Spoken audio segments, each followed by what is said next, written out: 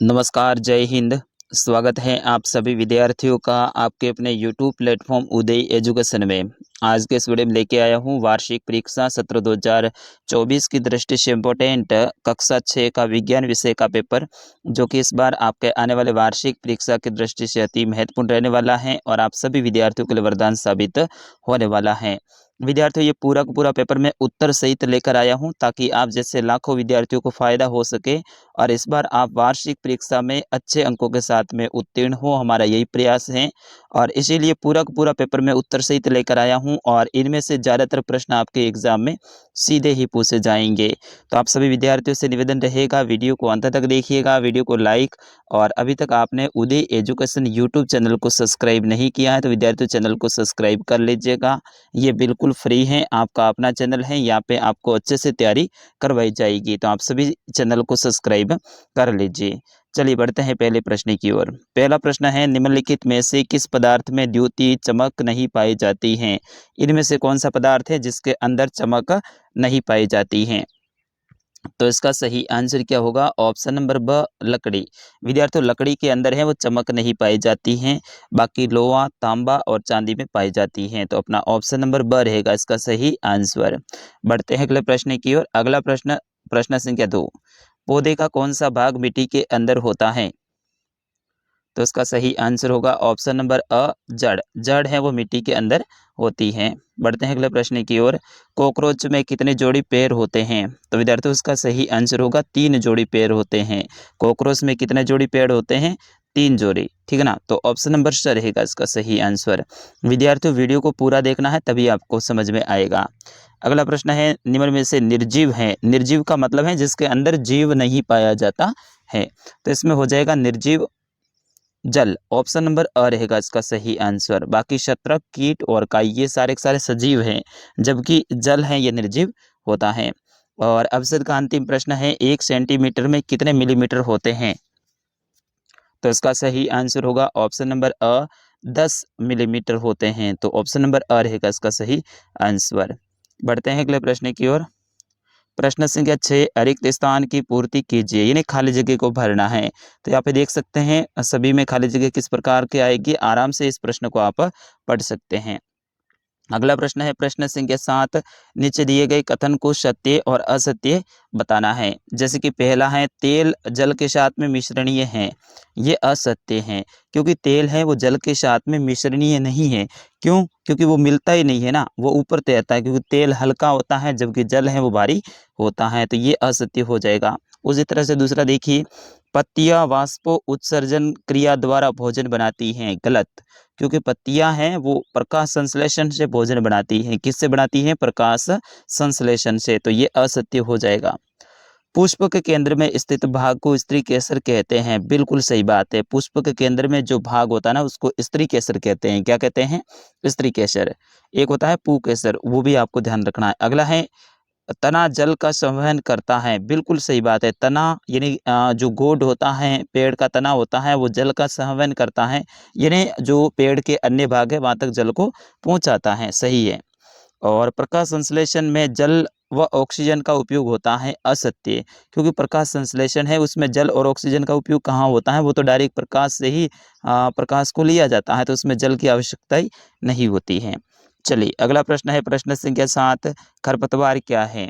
तो इसका सही आंसर होगा, खेतों, बगीचों और गमलों में स्वतः ही उग जाने वाले अनचाहे पौधों को खरपतवार कहते हैं। यानी अपने खेतों के अंदर, अपने बगीचे के अंदर बिना फालतू के जो पौधे उग जाते हैं जिसको अपन निदान कहते हैं, तो वही है खरपतवार, ठीक है ना। और आपके क्षेत्र में खरपतवार को आप क्या कहते हैं? आप जरूर कमेंट करके बताएं। अगला प्रश्न है, संधि किसे कहते हैं? तो शरीर के विभिन्न भागों में जहां पर दो हिस्से एक दूसरे से जुड़े हो, ऐसे स्थानों को संधि कहते हैं। यानी जो दो हिस्से होते हैं शरीर के, जैसे कि ये पैर हैं और यहाँ पे ये घुटना है, तो घुटना और ये जो जोड़ने वाली जो ये है ना, तो इसको कहते हैं संधि। हिंदी में संधि अलग होती है, दो शब्दों के मेल को संधि कहते हैं, जबकि यहाँ पे शरीर के विभिन्न भागों में जहाँ पर दो हिस्से एक दूसरे से जुड़े हो, ऐसे स्थानों को संधि कहते हैं। चलिए अगला प्रश्न है, आवास किसे कहते हैं? तो किसी पौधे, जंतु या जीव का वह परिवेश जिसमें वह रहता है उसका आवास कहलाता हैं। तो इसका सही आंसर ये होगा। विद्यार्थियों, वीडियो को पूरा देखना है तभी आपको समझ में आएगा, और साथ ही चैनल को भी सब्सक्राइब करना है, वीडियो को लाइक भी करना है। चलिए अगला प्रश्न, हमारे भोजन के मुख्य पोषक तत्वों के नाम लिखिए।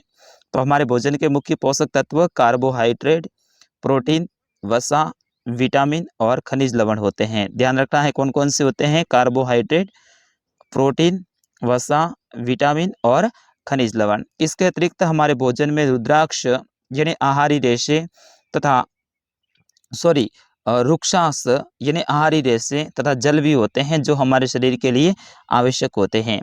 चलिए अगला प्रश्न है, बहुत इंपॉर्टेंट ये प्रश्न है, विलेय तथा अविलेय पदार्थों में अंतर स्पष्ट कीजिए। बहुत इंपॉर्टेंट है विद्यार्थियों। विलेय पदार्थ, जो पदार्थ द्रव यानी जल में घोलने पर पूरी तरह घुल जाते हैं वे पदार्थ विलेय पदार्थ कहलाते हैं।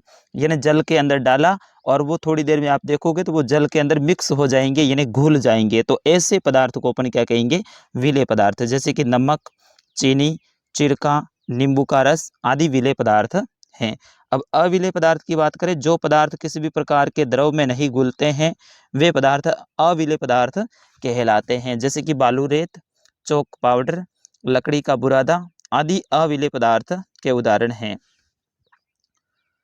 अगला प्रश्न है, हमें किसी मिश्रण के विभिन्न अवयवों को पृथक करने की आवश्यकता क्यों होती है, कोई दो उदाहरण लिखिए। तो विद्यार्थियों इसका सही आंसर होगा, किसी पदार्थ का उपयोग करने से पहले मिश्रित हानिकारक तथा अनुपयोगी पदार्थों को पृथक करने हेतु अपन क्या करते हैं, वो मिश्रित होते हैं ना, वो हानिकारक होते हैं या फिर अनुपयोगी होते हैं, उनको अलग करने के लिए अपन करते हैं। दूसरा है कि किसी मिश्रण में से उपयोगी पदार्थ को पृथक करने हेतु जिसकी हमें अलग से उपयोग करने की आवश्यकता होती है, इस कारण से करते हैं। जैसे कि उदाहरण, दाल व चावल में छोटे मोटे पत्थर और मिट्टी व धूल कण मिले होते हैं जो हानिकारक होते हैं, इसीलिए हम इन्हें निकाल देते हैं। और अनाज से भूसे को अलग करना, जिसका हम पशुओं के चारे के रूप में उपयोग में करते हैं। अगला प्रश्न है, प्रश्न संख्या 13, पौधों में तने का क्या कार्य है। तो विद्यार्थियों इसका सही आंसर होगा, तना जड़ों से जल खनिज लवणों का अवशोषण कर उन्हें पत्तियों तक पहुंचाता है। यह भोजन को पत्तियों से पौधे के अन्य भागों तक पहुंचाता है और ये पौधे को सहारा प्रदान करता है। तो तने के बहुत सारे उपयोग हैं। अगला प्रश्न बहुत इंपॉर्टेंट है ये, केचुए मिट्टी को किस प्रकार उपजाऊ बनाते हैं। तो केचुए वास्तव में अपने रास्ते में आने वाली मिट्टी को खाते हैं। क्या करते हैं, अपने रास्ते में जो मिट्टी आती है उनको खाते हैं। उनका शरीर अनपचे पदार्थों को बाहर निकाल देता है, फिर जो खाते हैं, जो अनपचा पदार्थ हैं जो उनके शरीर में पचता नहीं है तो उनको डायरेक्ट उनका शरीर बाहर निकाल देता है। केचुए द्वारा किया गया यह कार्य ही मिट्टी को उपजाऊ बनाता है। यानी जो बाहर निकालते हैं वो खाद है ना उपजाऊ हो जाते हैं, क्योंकि उनको खुरदरा बना देते हैं, उनके अंदर कुछ तत्व मिल जाते हैं, इस कारण से वो उपजाऊ हो जाता है, जो पौधों के लिए फायदेमंद होता है। अगला प्रश्न है, निम्नलिखित पर टिप्पणी लिखिए। मेरुदंड और मानव खोपड़ी। मेरुदंड हमारी गर्दन से प्रारंभ होकर पीठ पर नीचे की ओर तक की संरचना मेरुदंड कहलाती है। ये अनेक छोटी छोटी अस्थियों से बना होता है। पसली पिंजर भी वक्ष क्षेत्र में इन अस्थियों से जुड़ा होता है। और मानव खोपड़ी की बात करें तो हमारी खोपड़ी अनेक अस्थियों के एक दूसरे से जुड़ने से बनी है और हमारे मस्तिष्क को ये ढककर सुरक्षा प्रदान करती है। अगला प्रश्न बहुत इंपॉर्टेंट, केकटस मरुस्थल में जीवन यापन के लिए किस प्रकार अनुकूलित है। इसको अच्छे से आप पढ़ लीजिएगा। फिर उसके बाद में अगला प्रश्न है, प्रश्न संख्या 17, राधा के घर तथा उनके स्कूल के बीच की दूरी 3250 मीटर है। इस दूरी को किलोमीटर में व्यक्त करना है। हम जानते हैं कि 1 किलोमीटर बराबर 1000 मीटर बराबर 1 किलोमीटर होता है। तो यहाँ पे मीटर कितने हैं, 3250 मीटर बराबर 1/1000, 1/1000 इंटू 3250 इस तरह से आपको गुणा करना है। तो यहाँ पे इनको गुणा करेंगे तो इस तरह से इसका सही उत्तर है वो आएगा 3.250 किलोमीटर, यानी 3.25 किलोमीटर हो जाएगा। दूरी को अपन बदलेंगे तो 3.25 किलोमीटर हो जाएगा। अगला प्रश्न है, पारदर्शी, अपारदर्शी और पारभासी वस्तुओं के विषय में लिखिए। तो पारदर्शी ऐसी वस्तुएं जिनके आर पार आसानी से देखा जा सकता है, पारदर्शी वस्तुएं कहलाती हैं। ये वस्तुएं प्रकाश को अपने से होकर जाने देती हैं, जैसे कि कांच, ट्रेसिंग पेपर आदि। अब पारभासी ऐसी वस्तुएं जिनके आर पार तो देख सकते हैं पर स्पष्ट नहीं, पारभासी वस्तुएं कहलाती हैं। ये प्रकाश के कुछ भाग को ही अपने से गुजरने देती हैं, जैसे कि वस्त्र, प्लास्टिक, स्केल आदि। और अपारदर्शी ऐसी वस्तुएं जिनको आर पार नहीं देख सकते हैं, क्योंकि ये प्रकाश को अपने से गुजरने नहीं देती हैं, जैसे कि लकड़ी और पत्थर। अगला प्रश्न है, व्याख्या कीजिए कि निम्न चित्र में दर्शाई गई व्यवस्था में बल्ब क्यों दीप्तिमान नहीं होता है। तो इसको अच्छे से पढ़ लेना है। फिर उसके बाद में 20वां प्रश्न है, चुंबक के कोई दो गुण लिखिए। तो पहला होगा, चुंबक लोहा, निकेल, कोबाल्ट जैसे कुछ पदार्थों से बनी वस्तुओं को आकर्षित करती हैं। चुंबक क्या करती है, लोहे वगैरह को आकर्षित करती है, यानी अपनी ओर खींचती है।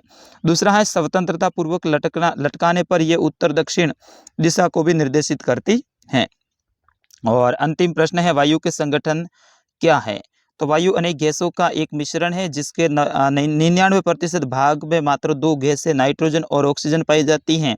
शेष 1% भाग पे कार्बन डाइऑक्साइड व अन्य गैसें, जल वाष्प और धूल कण पाए जाते हैं। तो विद्यार्थियों, ये था कक्षा 6 का साइंस का यानी विज्ञान का पेपर। पूरा का पूरा पेपर मैंने आपको उत्तर सहित बताया है, व्याख्या के सहित साथ में आपको पेपर बताया है। तो मेरी मेहनत के लिए आप वीडियो को लाइक कीजिएगा, साथ ही चैनल को सब्सक्राइब जरूर कीजिएगा। आप इस वीडियो को कहाँ से देख रहे थे जरूर आप कमेंट करके बताइए। साथ ही आपके अन्य विषय के पेपर भी मैंने अपलोड कर दिए हैं, जैसे कि सामाजिक, हिंदी, संस्कृत। तो उनके पेपर देखने के लिए हमारी प्लेलिस्ट में जाइए या फिर सारे वीडियो को देखिए, उनमें से आपको कक्षा 6 के वीडियो देखने को मिल जाएंगे। फिलहाल के लिए इस वीडियो में इतना ही, मिलेंगे अगले वीडियो में। तब तक के लिए नमस्कार, जय हिंद, वंदे मातरम।